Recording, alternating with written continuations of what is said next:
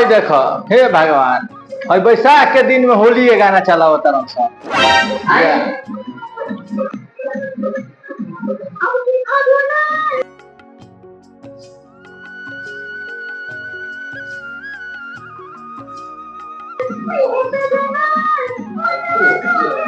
अरे समझी साहेब वही ना हमारा समाचार ठीक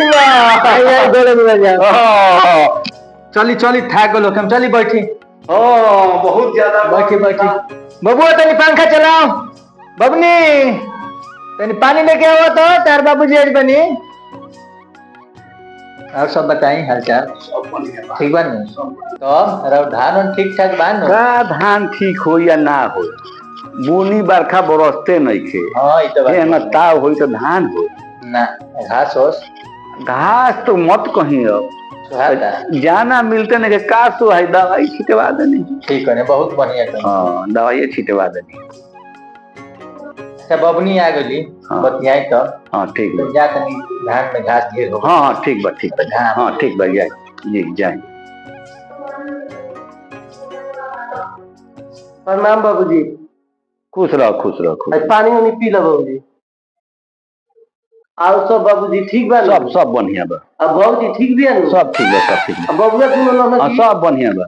अच्छा ई बताओ बबनी काहे खातिर इतना तरतरी में फोन करके हमरा के बोलौलू बढ़िया सब ठीक ठाक बा नु? घंटा ठीक बा यहाँ कुछ ठीक नहीं के रउआ तो साधु नियर बात करो तनी।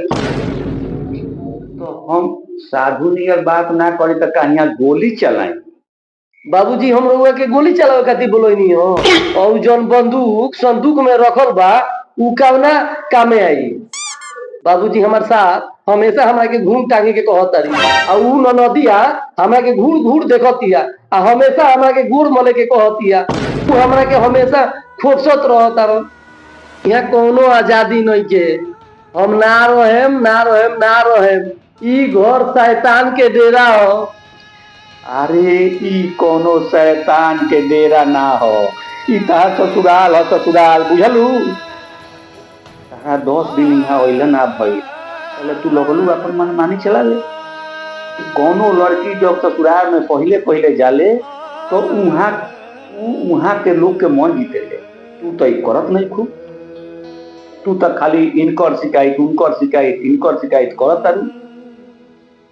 ई लोग कितना सुंदर आदमी बा कि आज ले हमार समधी ने हमार दामाद हमरा लगे एको कोनो तहार शिकायत ना कैलक लोग आ तू खाली यही लोग के पीछे पड़ रहता रे इनकर शिकायतें खाली करता रे।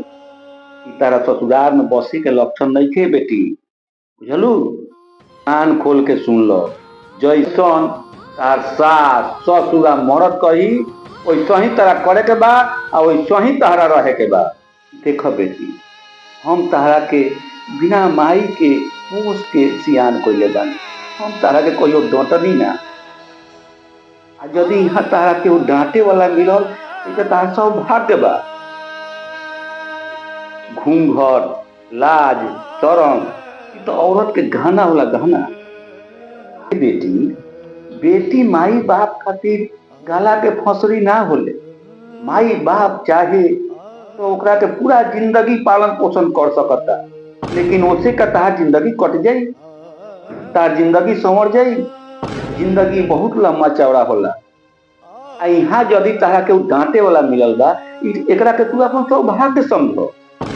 रहल बात घूंघट लाज शरम हाया ई तो औरत के सिंगार पर कोनो रोक नहीं थे ई तो औरत के गहना हो। आई बात तू अपना आचरा में बांध ई तारा आगे चल के काम में आई। सुन लो आज से तार शिकायत को हमरा सुने के ना मिलेगा चाहिए। हम खुद देखनी हो कि तू अपना ननद के केना देखत लू बुझा तो लगी कांचे चबा देबू ओकरा आ उ चुरैलिया कैसन देखत लगी तरह ना लौकल हो। हम उहो देखनी उन्हीं के धमकावल तारा पार ना लगलो। अरे बेटी सुनो ना ई तहार ससुराल में बसे वाला लक्षण नहीं खे आ सुन लो आज के बाद ये सब फालतू बात खातिर हमरा लगे फोन तू मत करी। अच्छा ठीक बा आज से बात हम तक समझ गई। ठीक बा हम चलता नहीं हमरा देर होता। ठीक बा बाबूजी को लगी। ठीक बा खुश रहो खुश रहो।